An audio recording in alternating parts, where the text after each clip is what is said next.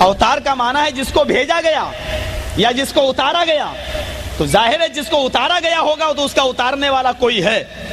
और हम यही डिफरेंस, यही फर्क करते हैं, उतारने वाला सुपर पावर है वो अल्लाह है, और जिसको उतारा गया लास्ट में वो जनाबी मोहम्मद रसूलुल्लाह सल्लल्लाहु अलैहि वसल्लम है। मोहम्मद का और महमद का नाम वेदों में जिन जगहों पर आया है वो मैं आपको बता दूं। पहले कुरान से मैंने जो आयत पढ़ी है वो मोहम्मदुर रसूलुल्लाह, मोहम्मद अल्लाह के रसूल हैं। कुरान ने नाम क्या बताया? मोहम्मद। कुरान ने एक दूसरा भी नाम बताया। हजरत ईसा अलैहिस्सलातु वस्सलाम ने अपनी कौम के लोगों से कहा था कि आए मेरी कौम के लोगों, आए बनी इसराइल, मैं तस्दीक करता हूं, पुष्टि करता हूं एक ऐसी किताब की, एक ऐसे रसूल की जो मेरे बाद आएगा। मुझसे पहले जो किताब नाजिल हुई तौरात में उसकी तस्दीक करता हूं और तुम्हें खुशखबरी देता हूं, वह मुबश्शिरम बिरसूल याती मिन बाद इस्मुहु अहमद, और मैं तुम्हें शुभ समाचार देता हूं, तुम्हें खुशखबरी सुनाता हूं एक ऐसे रसूल की जो मेरे बाद आएगा, इस्मुहु अहमद, उसका नाम अहमद होगा। कुरान ने यह दूसरा नाम क्या बताया? अहमद। मैं वेदों के जरा मंत्र पढ़ने जा रहा हूं। महामद कहाँ आया है, मोहम्मद कहाँ आया है, अहमद कहाँ आया है, नराशंस कहाँ आया है, इन वेदों के मंत्रों को जरा एक नज़र आप पहले सुन लें, फिर उस पर एक गहरी नज़र डाल लेते हैं। मुझे सिर्फ बताना यह मकसद है कि इस्लाम सिर्फ मुसलमानों का मजहब नहीं है। मुझे बताना यह मकसद है इस तकरीर के अंदर कि मोहम्मद रसूलुल्लाह सिर्फ मुसलमानों के रसूल नहीं है, बल्कि आप जिस कल्कि की प्रतीक्षा कर रहे हैं, जिस आखिरी अवतार की प्रतीक्षा कर रहे हैं, अंतिम महर्षि का वेट आप कर रहे हैं, आपकी किताबें उस रसूल के बारे में, उस ऋषि के बारे में क्या बताती हैं? वो आएगा या आ चुका है। कम से कम हमारा कुरान और हमारी हदीसें अगर आपके समझ में नहीं आती हैं तो आप कम से कम अपनी किताबें देखकर ही समझने का प्रयत्न करें, कोशिश करें। शायद आपकी किताबें ही आपको सत्य मार्ग की तरफ अग्रसर कर दें, सत्य मार्ग का निमंत्रण दे दें, सत्य मार्ग और सिराते मुस्तकीम की दावत दे दें। हो सकता है कि आपकी समझ में आ जाए। मैंने पूरे 12 साल लगाए हैं, 12 साल वेदों की स्टडी में और वेदों को पढ़ने में, और ये अपने वेदों के 12 साल अध्ययन और स्टडी का निचोड़ है जो मैं आपके सामने पेश कर रहा हूं। जरा वेदों के मंत्र देखें, महामद कहां आया है, अहमद कहां आया है। पहला मंत्र श्रीमद् भागवत महान पुराण स्कंद 12 अध्याय नंबर 2 और मंत्र नंबर आपको मिलेगा 17। दूसरा मंत्र मंत्र नंबर 18, स्कंद 12 अध्याय 2 मंत्र नंबर 17-18। मंत्र नंबर 17 जरा सुनिए पहले। अज्ञान हेतु कृत मोह मदान्धिकारम नाशम विधायम हितदोदयते विवेकः। ये मंत्र नंबर 17 है। आज भी लिखा हुआ है, किसी के पास अगर भागवत पुराण हो जो वेदों की व्याख्या है, वेद व्यास जी ने लिखी हैं, आप उसको खोलकर देख सकते हैं, जिसको आजकल बाबा रामदेव बहुत पढ़ते हैं, हमारे इंडिया में आसाराम बापू जी बहुत पढ़ते हैं, और उसका भजन भी होता है बहुत सी जगहों पर। कभी कभी मुझे भी बुलावा मिलता है, निमंत्रण दिया जाता है, मैं भी जाता हूं। आमतौर पर सर्वधर्म सम्मेलन में, जहां हिंदू लोग बड़े बड़े मंदिरों में हमको बुलाते हैं। ये मंत्र मोहम्मद के नाम के साथ मौजूद है। अज्ञान हेतु किरत मोह मदान्धिकारम नाशम विधायम। मैं इस मंत्र को बार बार पढ़ रहा हूं ताकि आपके जहन में बैठ जाए। अज्ञान हेतु किरत मोह मदान्धिकारम नाशम विधायम हितदोदयत विवेका।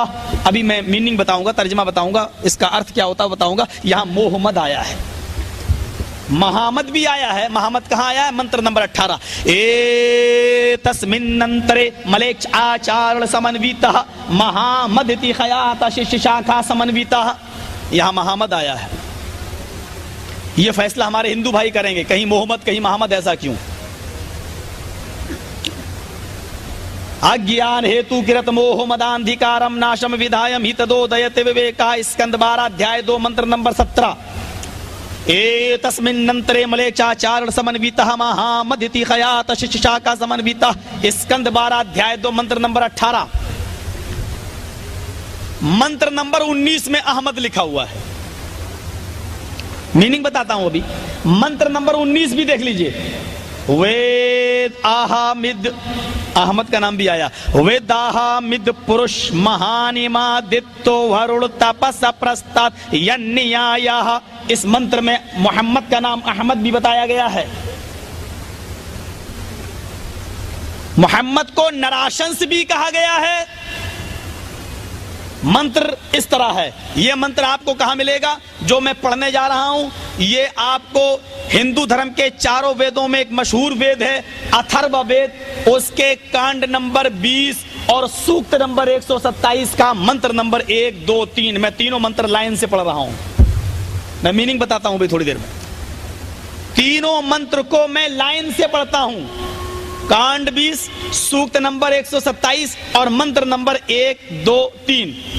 इदम जनाओपशरोतो नराशंसिस्तश्विष्यते षष्ठिं सहस्रानवीतं च कौरम अरुष्मेधु दद्महे ओष्ट्रायस्य पर्वाहिणो बधूमन्तो द्युदशः एष एषाये मामहे शतं निष्कान्दशस्तरजः त्रीणि शतान्यवर्तान्य सहस्रादश गौनामा।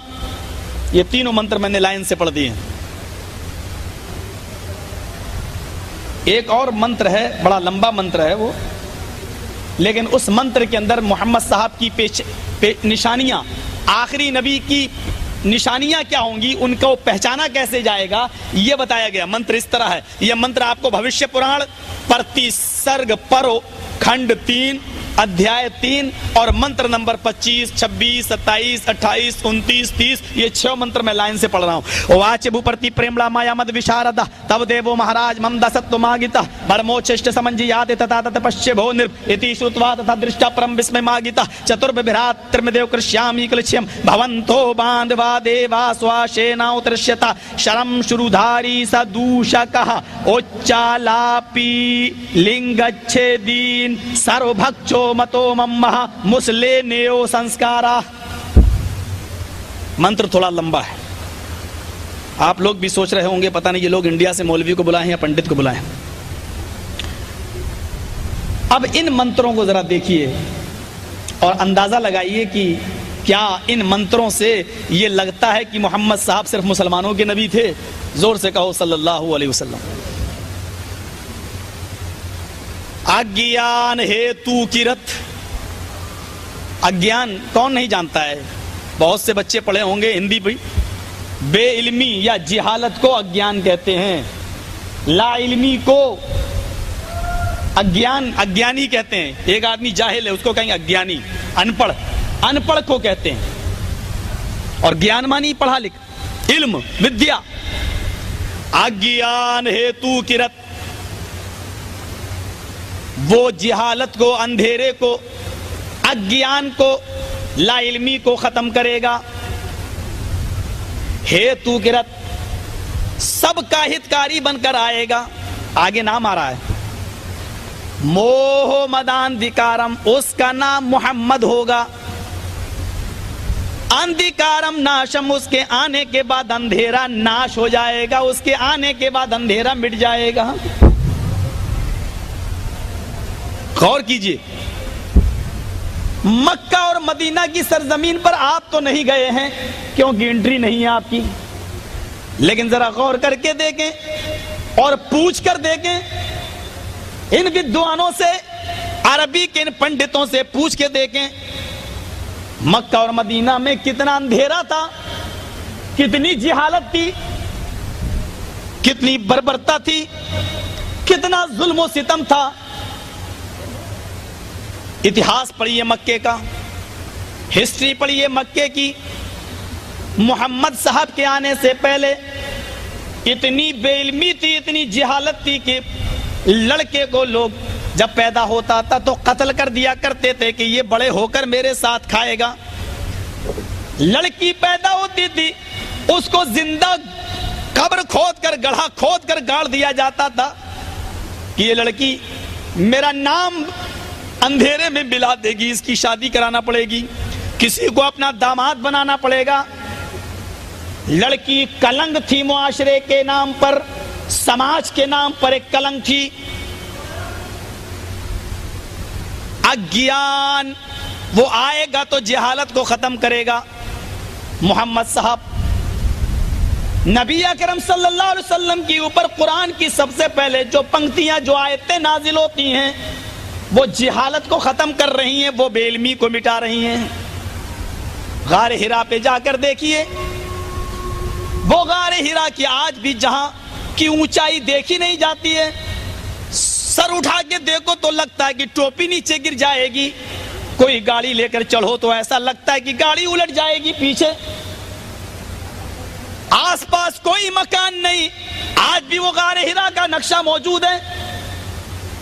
इतने ऊपर चढ़ जाया करते थे जनाब मोहम्मद रसूलुल्लाह सल्लल्लाहु अलैहि वसल्लम, कई कई दिन का खाना ले जाया करते थे। आज भी उस गारे हिरा में एक आदमी से ज्यादा की जगह नहीं है। पहाड़ी पर चढ़ के जाइए और जहां बैठा करते थे उस जगह को जरा गौर से देखिए, एक आदमी से ज्यादा कोई दूसरा आदमी उसमें बैठ ही नहीं सकता है। वहां बैठ जाया करते थे, अल्लाह को याद किया करते थे, ऊपर वाले का वर्णन किया करते थे। वहां परशुराम आते हैं, आप ताज्जुब करेंगे, हमारे मुसलमान भाई भी शायद यहां से जाने के बाद ऑब्जेक्शन लगाए मेरे ऊपर। ये लो जर्जी साहब आए, कौन सी बात कह गए? हजरत जिब्राइल अलैहिस्सलातु वस्सलाम उस जगह पर आते हैं। जिब्राइल को वेदों में परशुराम कहा गया। परशुराम इसलिए मैं आपको समझा रहा हूं और ये बता रहा हूं कि परशुराम आए, अंतिम ज्योति लेकर, अंतिम दीपक लेकर आए, रोशनी लेकर आए। जानते हो कुरान की वो पहली ज्योति, पहली रोशनी क्या थी? जो परशुराम जनाब मोहम्मद रसूलुल्लाह पर, नराशंस पर लेकर आए। जिब्राइल अलैहिस्सलाम जो वही पैगाम लेकर आए। कुरान की पहली आयत क्या थी? इक़रा बिस्मि रब्बिकल लज़ी खलक़। आए नबी, आए मोहम्मद साहब, पढ़ो उस रब के नाम से जिसने पैदा किया। इक़रा, पढ़ो। कुरान की सबसे पहली आयत इल्म का, ज्ञान का रास्ता दे रही है, इल्म को उजागर कर रही है, जिहालत को खत्म कर रही है। और क्या फरमाया जा रहा है? पढ़ो पढ़ो। इल्म से शुरुआत हो रही है। और आखिरी नबी के बारे में आपकी किताब क्या कहती है? कि वो जिहालत को खत्म करेगा, बेइल्मी को खत्म करेगा। इससे बड़ी बेइल्मी को खत्म करने वाला कौन होगा कि जिसके ऊपर कुरान की आयत सबसे पहले यही नाजिल हो रही है कि पढ़ो। उसके बाद कहा गया मोह मदा हेतु किरत, सबको फायदा पहुंचाएगा। कौन नहीं जानता? जैसे सूरज जब निकलता है तो उसकी रोशनी हिंदू मुसलमान सबके घरों में जाती है। कोई ये नहीं कह सकता है कि सूरज की रोशनी का सिर्फ मैं मुस्तहिक हूं, हिंदुओं को नहीं मिलना चाहिए, ईसाइयों को नहीं मिलना चाहिए। जैसे सूरज सबको रोशनी देता है, ऐसे ही मोहम्मद साहब कुरान की जो ज्योति लेके आएंगे वो ज्योति सबके लिए होगी, सबको रोशन करेगी। मुसलमानों ने समझ रखा है कि कुरान बस हमारी किताब है, मोहम्मद रसूलुल्लाह हमारे नबी हैं, मुसलमानों के नबी हैं, इस्लाम सिर्फ हमारा मजहब है। ऐसी बात नहीं है। इस्लाम सारी कायनात के लिए सबका मजहब है, एक एक फर्द का मजहब है। मोहम्मद रसूलुल्लाह ने यह नहीं कहा कि मैं मुसलमानों का नबी हूं। आप कहते हैं कि हमारे नबी, आप कहते रहिए, लेकिन नबी ऐलान कर रहे हैं कि मैं तुम्हारा नहीं, सिर्फ मुसलमानों का नहीं, इन्नी रसूलुल्लाहि इलैकुम जमिया, मैं तुम सब की तरफ अल्लाह का रसूल बनाकर भेजा गया हूं, तुम सब की तरफ। मोहम्मद रसूलुल्लाह ने कहा तुम सब का रसूल हो मैं, सबका हितकारी होगा। अंधकारम नाशम, उसके आने के बाद अंधेरा नाश हो जाएगा। जब अल्लाह के नबी को नबूवत मिली, ईश्वरीय ज्ञान मिला, आपने ऐसे अंधेरे को नाश कर दिया, ऐसे अंधेरे को नाश कर दिया। आप खुद देख लीजिए, नजर डाल के देख लीजिए, जिहालत कैसी मिटी। लोग अपने बाप के मरने के बाद अपनी मां को पत्नी बना लिया करते थे। इससे बड़ी जिहालत और क्या होगी कि अपने बाप के मरने के बाद बेटा अपनी मां को ही अपनी पत्नी बना ले। मोहम्मद साहब के आने के बाद ये सारी जहालत इस अरब की सरजमीन से उड़ गई, खत्म हो गई। इत कलोगत प्राय जनेशु खरगर मिली धर्म त्राणाय सत्वैने भगवान उदृश्य। इथे कलो कलयुग के अंदर जनेशु खरगर मिली, जब सारी जनता जानवरों की तरह हो जाएगी। आपका मंत्र है, आपकी किताबों में लिखा है, आप क्यों नहीं पढ़ते? किसने रोका है आपको? पढ़िए। चमगादड़ को दिन में ना दिखता तो इसमें सूरज का कसूर नहीं है, सूरज का काम रोशनी देना, वो रोशनी दे रहा है। अब इसमें चमगादड़ अंधा हो जाए तो इसमें सूरज का कसूर नहीं है। हिंदू भाइयों, आपकी किताबें आपको रोशनी दे रही हैं, आपकी किताबें आपको मार्गदर्शन बतला रही हैं, सत्य मार्ग बतला रही हैं। अब इस सत्य मार्ग की और आपकी किताबों की रोशनी में अगर आप ही अंधे हो जाएं और आपको आपकी किताबें ही नहीं दिखाई दें तो इसमें आपकी किताबों का क्या कसूर है? आपकी किताबों का क्या दोष है? आपने अपनी किताबों को पढ़ा ही नहीं है, जिस तरह मैंने आपके वेदों को पढ़ा। आप अपनी किताब ही पढ़ के देख लीजिए, सत्यता क्या है आपके सामने आ जाएगी। वरना आप बताओ मोहम्मद और मोहम्मद का क्या माना है, क्या मीनिंग है? आज तक कोई पंडित भी मोहम्मद और मोहम्मद का कोई मीनिंग ही नहीं कर सका है, कोई माना ही नहीं बता सका। वो महामद, एक पंडित जी महामद बताने लगे कि महा मानी बड़ा, मद मानी शराब। मैंने कहा तर्जमा करो, मीनिंग करो, तो वो तर्जुमा फिट नहीं बैठ रहा है। गौर करें, अगर हम मान लें महा मानी बड़ा, मद मानी शराब, बड़ी शराब, तो बड़ा शराब वहां किसी का नाम ही नहीं हो सकता है और वो माना मीनिंग में नहीं बैठ रहा है। अगर यह मोहम्मद के माना बड़ी शराब है तो मोहम्मद के माना बताओ। आपके यहां मोहम्मद भी आया है, और अगर मोहम्मद की मीनिंग कर लेते हो तो अहमद का माना बताओ, अहमद की मीनिंग कर लेते हो तो उन्मा का माना बताओ, उन्मा को भी फिट बिठा लेते हो तो जगतपति का माना बताओ। अश्वमाशुगमा रूहा देवदत्त जगतपति आसिना साधुद मनम षडेश्वर्या गुणन्विता, जगतपति का माना बतलाओ। जगतपति का तर्जमा कर लेते हो और फिट बिठा लेते हो। तो मेरे भाइयों, आप मुझे और जो वेदों में नाम आए हैं उनके की मीनिंग बताओ। आप कहां तक फिसलते जाएंगे? आपके आने के बाद सारा अंधेरा मिट जाता है। ये मोहम्मद बताया गया। आइए जरा एक और चीज देखें। महामद, ये तो मोहम्मद हो गया। महामद, लफ्ज महामद कहां आया है? वही मंत्र नंबर 18, 17 बतला दिया, 18 देखिए। ए तस्मिन्नंतरे मलेक्ष आचार्य समन्विता। मलेक्ष मानी अनपढ़, जाहिल, आचार्य मानी गुरु। हाय लोगों, गौर से सुनो। ए तस्मिन्नंतरे, हाय प्रिय सज्जनों, गौर से सुनो। मलेक्ष अनपढ़ों में, आचार्य गुरु आएंगे। अनपढ़ों के अंदर गुरु आएंगे, यानी जाहिलों को समझाने के लिए उस्ताद आएगा, टीचर आएगा। अनपढ़ किसको कहते हैं? जिसने अपनी मां के पेट से पैदा होने के बाद किसी उस्ताद से पढ़ना लिखना ना सीखा हो। अरबी जबान में इसके लिए लफ्ज उम्मी आता है। अरब के लोग उम्मी रहना पसंद करते थे, यानी मां के पेट से पैदा होकर वो पढ़ना लिखना सीखना अच्छा नहीं समझते थे। उनको उसी पर गर्व था, फख्र था कि मैं उम्मी हूं, यानी मैं अपनी मां के पेट से पैदा होने के बाद जिस तरह होना चाहिए वैसा। मां के पेट से पैदा होने वाले शख्स को जो पढ़ना नहीं जानता उसको उम्मी कहा जाता है। और अरब के लोग उम्मी थे, अनपढ़ थे। कुरान उम्मियों के अंदर किसको भेजता है? जनाबे मोहम्मद रसूलुल्लाह को जरा कुरान देखिए। हुवल्लज़ी बअस फिल उम्मीयीना रसूलन मिनहुम यतलू अलैहिम आयातिही व युज़क्कीहिम व युअल्लिमुहुमुल किताब वल हिकमा। हुवल्लज़ी बअस फिल उम्मीयीना रसूलन मिनहुम। अरे अल्लाह तो वो है जिसने भेजा अनपढ़ों के अंदर एक रसूल, अनपढ़ों में एक रसूल। अब आप कहेंगे आचार्य कहां है? हमारी किताब में लिखा वो आचार्य होगा, गुरु होगा। आगे कुरान कहता है युज़क्कीहिम, वो उनको शिर्क और बिदात, गलाजत, गुनाह, पाप ताप की गंदगियों से पाक करता है।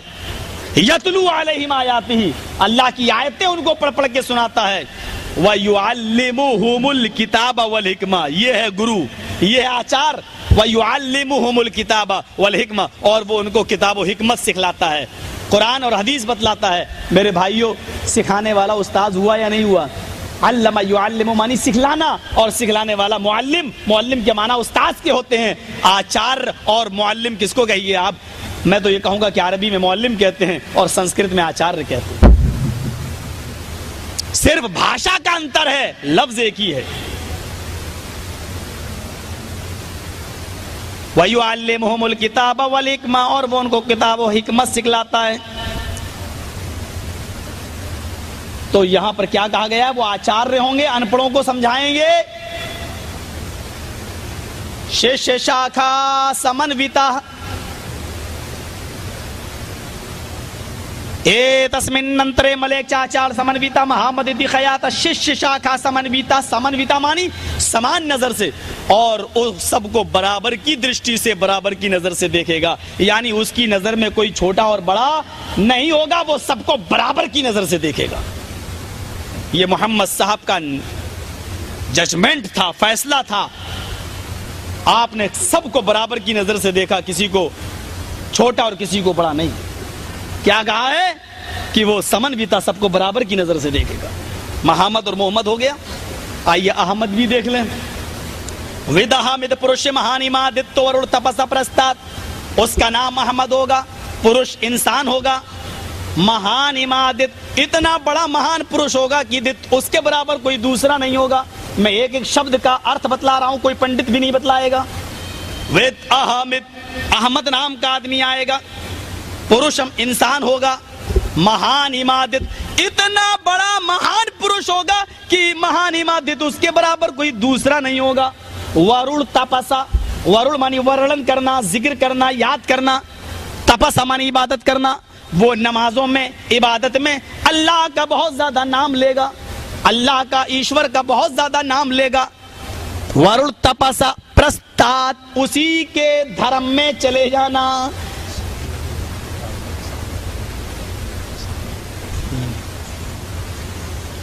प्रस्ताद कहा, प्रस्ताद, उसी की कुटिया में चले जाना। प्रस्ताद, उसी के धर्म में तुम शामिल हो जाना। अहमद आएगा, पुरुषम इंसान होगा।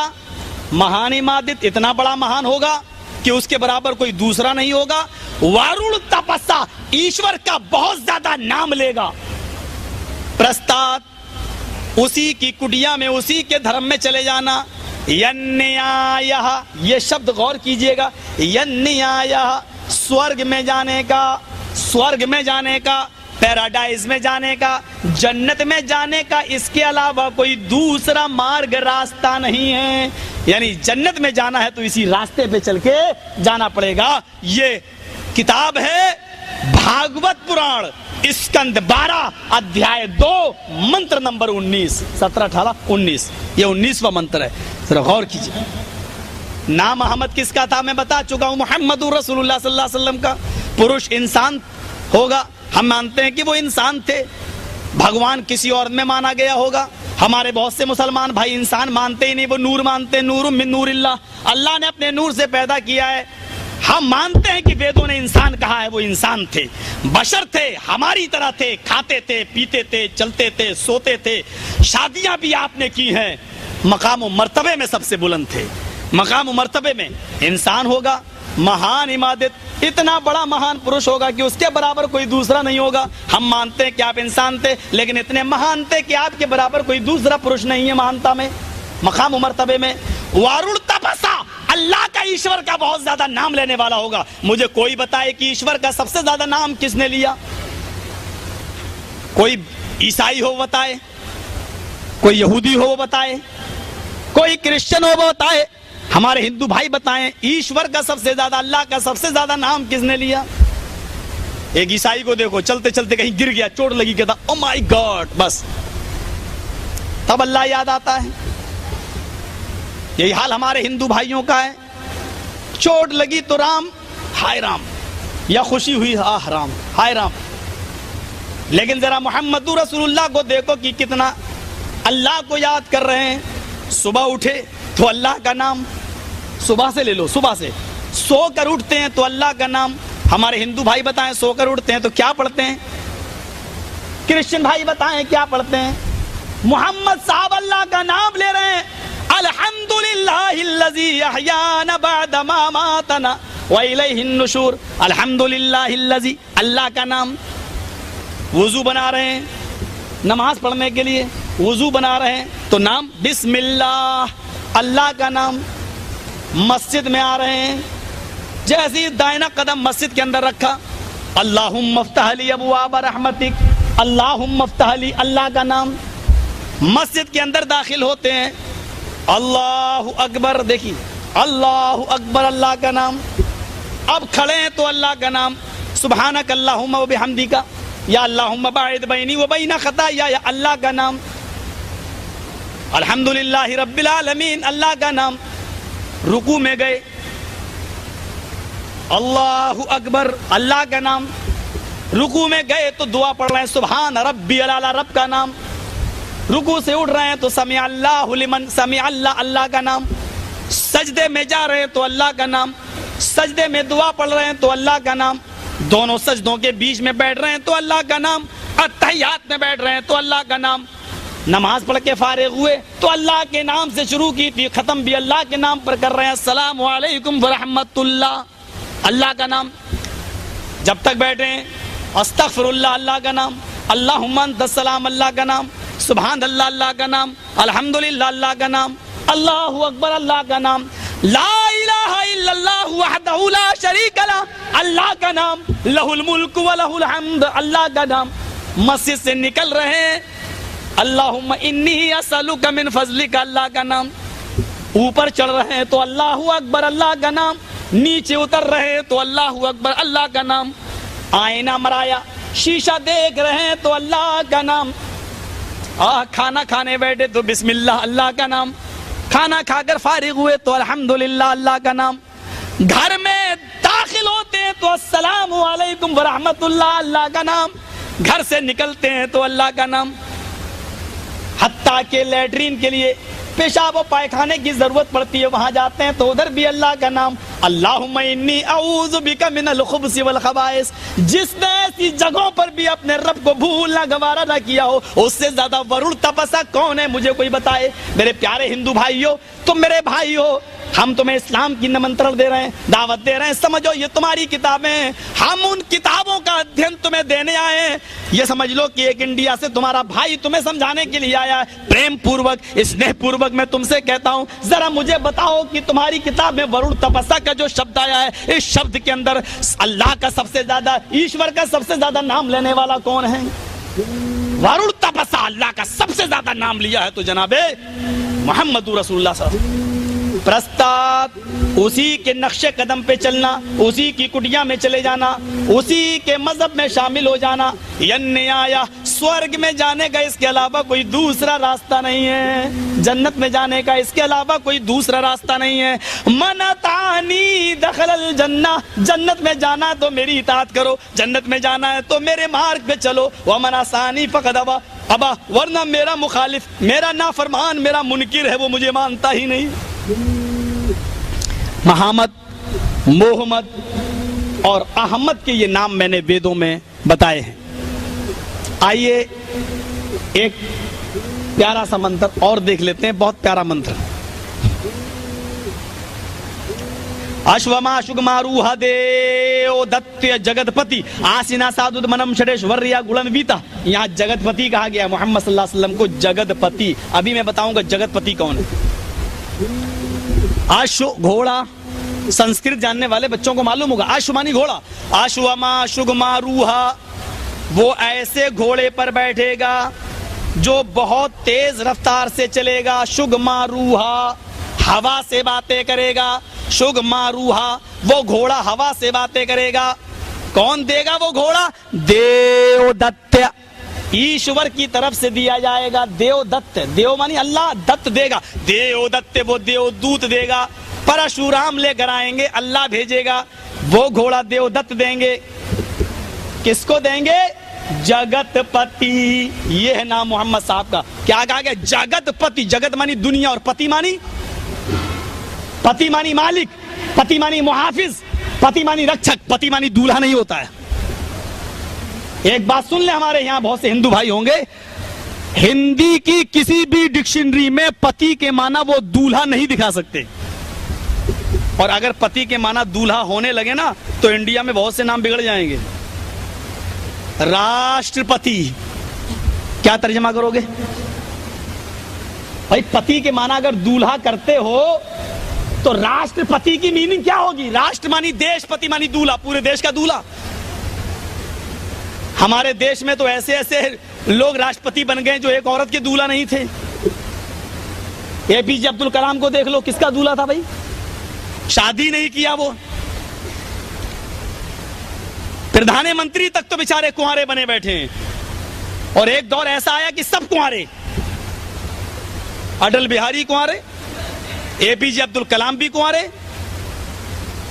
तमिल की चले जाओ जयललिता कुंवारी, और यूपी की मायावती कुंवारी, सब कुंवारी, कुंवारे हो गए इकट्ठे। उस मौके पर किसी ने कहा था हाय राम, कुंवारों का है जमाना।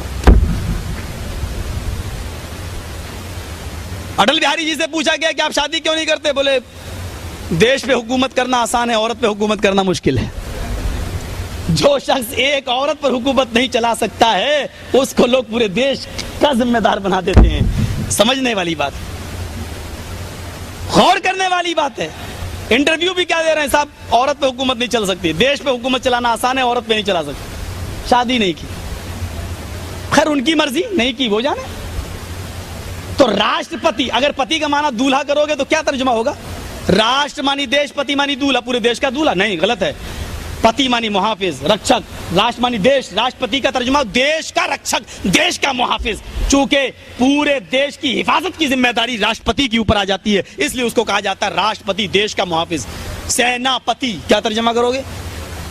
फौज होती है ना, फौज, फौज में एक शख्स होता है जो सरदार होता है सेना का, उसको कहा जाता है सेनापति। अब पति मानी दूल्हा करोगे तो क्या तर्जुमा होगा? सेनापति, सेना का दूल्हा, सेना का मुहाफिज। पूरे सेना की हिफाजत की जिम्मेदारी उसके ऊपर होती है, इसलिए उसको सेनापति कहा जाता है। बहुत सी चीजें, करोड़पति, लखपति, क्या तर्जुमा करोगे? करोड़ का दूल्हा, लाख का दूल्हा। पति मानी दूल्हा नहीं होता है, पति के माना होते हैं मुहाफिज।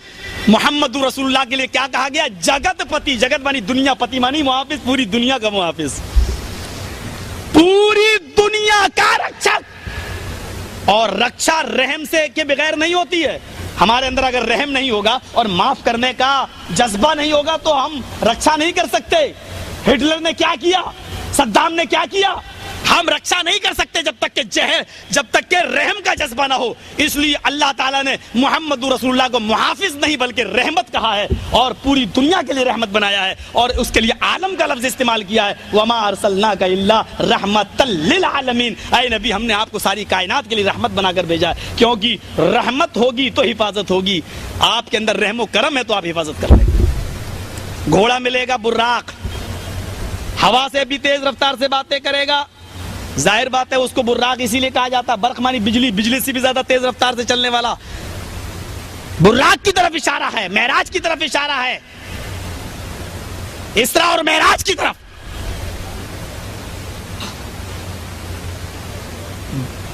उस मंत्र को जरा गौर से सुनिए, लंबा मंत्र है।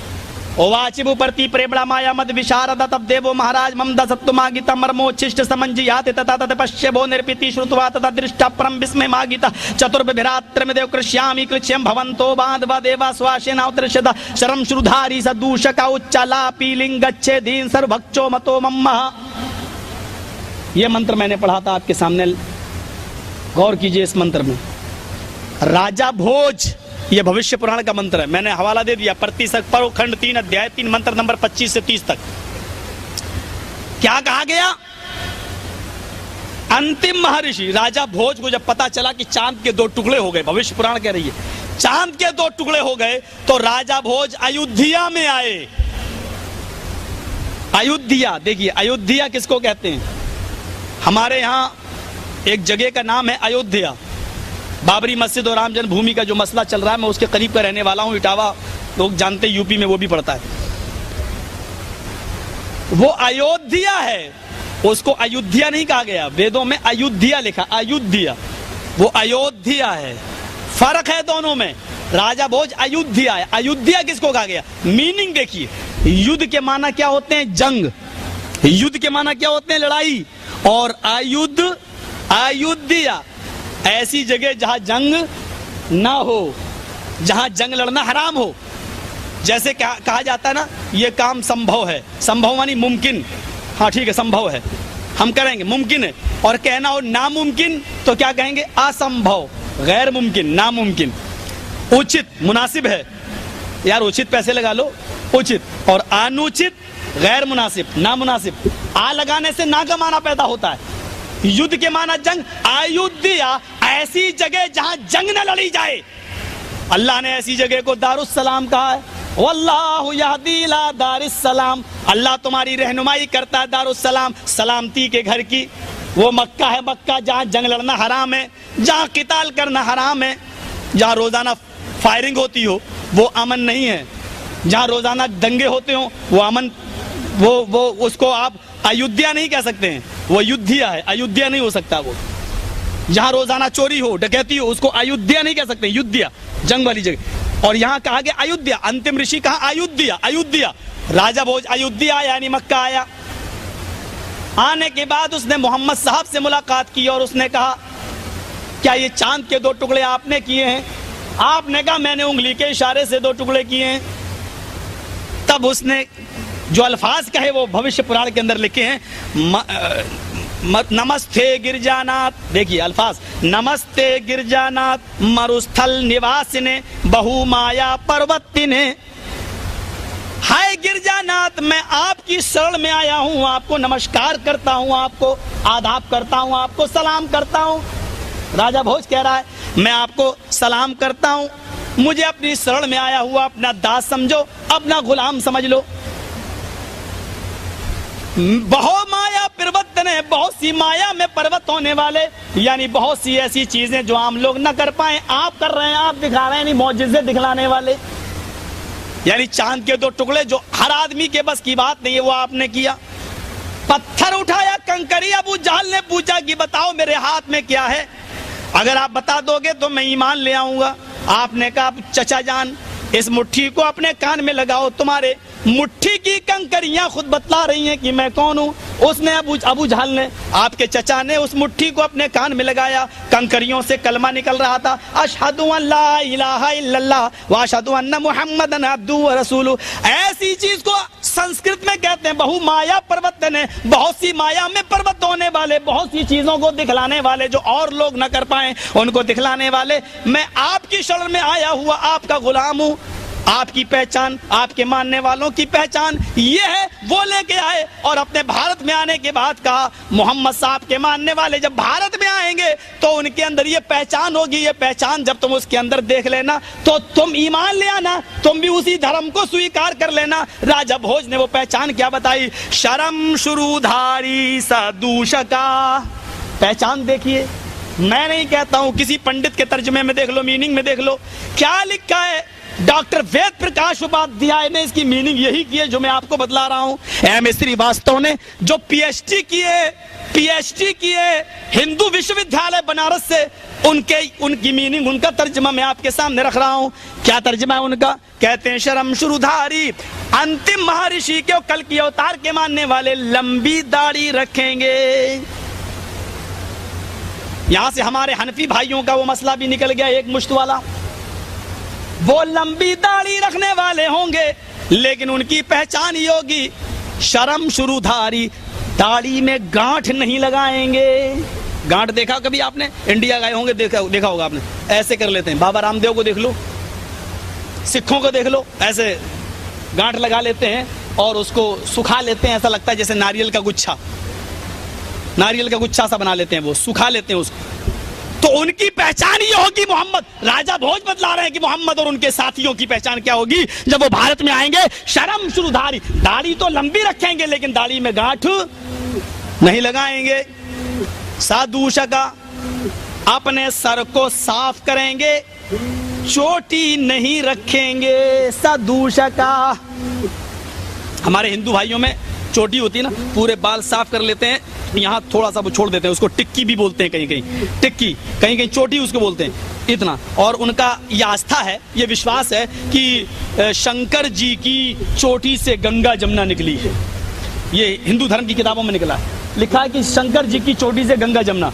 हमारे यहाँ एड़ी का जिक्र है, इस्माइल अलैहिस्सलाम एड़ी रगड़ रहे थे और हजरत हाजरा सफा और मरवा के चक्कर लगा रही थी और पानी नहीं मिल रहा था, तो अल्लाह ताला ने उनकी दुआ सुनी, कहा जिब्राइल जाओ, जहां मेरा बंदा इस्माइल एड़ियां रगड़ रहा तुम पर मारो, पानी का चश्मा मैं जारी करता हूं। यहाँ एड़ी मारी, जमजम निकला, वहां चोटी से गंगा जमुना निकली। थोड़ा सा मुआसलत देखिए, किसी हद तक ये वाकयात वहां बहुत मौजूद हैं, लेकिन चूंकि बहुत प्राचीन धर्म है इसलिए तगय्युर हुआ है, तब्दीली हुई है, या यूं कह लीजिए असली में डालडा मिला है। ओरिजिनलिटी में डुप्लीकेट की आमेजिश हुई है। यहाँ चोटी का वर्णन है, यहाँ एड़ी का, यहाँ लंबी दाढ़ी का वर्णन है, लेकिन दाढ़ी में गांठ लगाने का नहीं। बाल साफ करने का भी जिक्र है, लेकिन बाल में चोटी रखने का नहीं। वो आखिरी नबी के मानने वाले जब भारत में आएंगे लंबी दाढ़ी रखेंगे, दाढ़ी में गांठ नहीं लगाएंगे, बाल साफ करेंगे लेकिन चोटी नहीं रखेंगे, चोटी नहीं रखेंगे। लिंगच्छे उच्चालापी लिंगच्छे दिन, और ऊंची जगह पर उच्चालापी, ऊंची जगह पर खड़े होकर आलाप करेंगे। आलाप बोलते हैं जबान से चीखने को, अर्थात वो ऊंची जगह पर खड़े होकर आजान देंगे, जबान से चीखेंगे, अर्थात वो घंटा बजाने वाले नहीं होंगे, क्योंकि घंटा बजाने को आलाप नहीं बोला जाता है। आलाप जबान से चीखने को, जबान से बोलने को बोला जाता है। वो ऊंची जगह पर खड़े होकर आलाप करेंगे, अर्थात आजान देंगे। और आजान के शब्द भी क्या होंगे, आजान भी बताई वेदों में। वो अल्लोपनिषद देखो, उसमें आजान के शब्द क्या बताए, अस्मल्लाम इल्लल्लाह मित्रा वरुणो, इल्लल्लाह इल्लल्ले इल्लल्लाम इल्लल्ले मित्रा वरुणो, मोहम्मद रसूल रकबरस, मोहम्मद रसूल रकबरस, अस्मल्लाम इल्लल्लाह अल्लाहु अकबर, इल्लल्ले इल्लल्लाम इल्लल्ले, अशहदु अल्ला इलाहा इल्लल्लाह, मोहम्मद रसूल रकबरस, अशहदु अन्ना मुहम्मदर रसूलुल्लाह। तो वो लंबी दाढ़ी रखेंगे, दाढ़ी में गांठ नहीं लगाएंगे, चोटी रखेंगे, चोटी नहीं रखेंगे, सर साफ करेंगे, चोटी नहीं रखेंगे, और आजान देंगे लिंगच्छे दीन। जाओ किसी पंडित से पूछ लो लिंगच्छे दीन का तर्जमा क्या हुआ। लिंगच्छे दीन, वो अपना खतना कराने वाले होंगे, आखिरी नबी के मानने वाले। आज भी आपकी किताबों में लिखा है आखिरी नबी के मानने वाले खतना भी कराएंगे। खतना, हिंदू भाइयों में भी खतने का जिक्र है, नहीं है तो मैं ये बात नहीं बताऊंगा। आप किसी हिंदू पंडित से यहाँ से फोन पे बात करके देखें, इंडिया और नेपाल वगैरह, और पूछें कि अगर खतने का सबूत नहीं है हमारे यहाँ तो ये शिवलिंग की पूजा क्यों होती है, ये शिवलिंग कहाँ से आया। देखो वो पंडित आपको क्या बताता है, आपको आपकी किताब की हकीकत नहीं बताएगा, बल्कि कहेगा कि छोड़ो ये बहुत पुरानी बात है, इस तरीके की बातें बताएगा। वरना शिवलिंग, पूछो लिंग की पूजा क्यों होती है। लिंग को काटा गया बाकायदा और उसकी पूजा हो रही है, खतना हुआ है और उसकी पूजा हो रही शिवलिंग की, तो वो खतना कराने वाले होंगे। और सर्वभक्षो मतो मम्मा, आखिरी बात, सब कुछ खाएंगे, मांसाहारी भी होंगे और शाकाहारी भी होंगे, बिना कौलन च पशवस्तेषा, लेकिन वो जानवर नहीं खाएंगे जिस पर कौल मंत्र यानी कलमा ना पढ़ लिया गया हो। जब तक उस जानवर को बिस्मिल्लाह अल्लाहु अकबर कहकर हलाल ना कर लिया गया हो, वो कुत्ता खिंजीर वगैरह नहीं खाएंगे। मुसले नेओ, ये शब्द भी मौजूद है, मुसले नेओ संस्कारा, और इनको दुनिया मुसलमान के नाम से याद कर रही होगी। ये किताबें हैं आपकी, और मैंने इस्लाम को आपकी किताबों से, मोहम्मद रसूलुल्लाह को आपकी किताबों से मैंने साबित किया है। मुझे उम्मीद है कि अगर आपको सोचने का, समझने का वक्त है, आप देखें, कैसेट ले जाएं, सुने, और हम प्रार्थना करते हैं ईश्वर से, दुआ करते हैं अल्लाह से कि इलाहुल आलमीन हम सबको सत्य मार्ग पे चलने की प्रेरणा दे, हम सबको सत्य मार्ग पे चलने की तौफीक दे, हम सबको सिराते मुस्तकीम को बताए, हम सबको सिराते मुस्तकीम समझने की भी तौफीक अता फरमाए, और मोहम्मद रसूलुल्लाह से मोहब्बत करने की तौफीक अता फरमाए। वमा अलैना इल्लल बलागुल मुबीन।